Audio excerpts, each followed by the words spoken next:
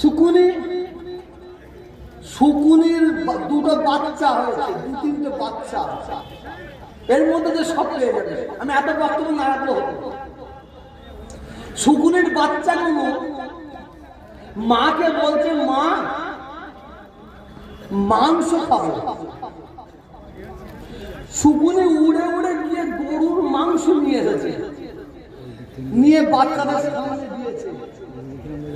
তো বাচ্চাগুলো বলছে, মা এ মাংস খাবো না,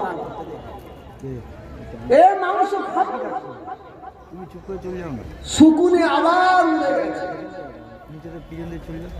গিয়ে ষোঁড়ের মাংস নিয়ে এসেছে। ষোঁড়ের মাংস নিয়ে এসে বাচ্চাদের দিয়েছে, বলে খা।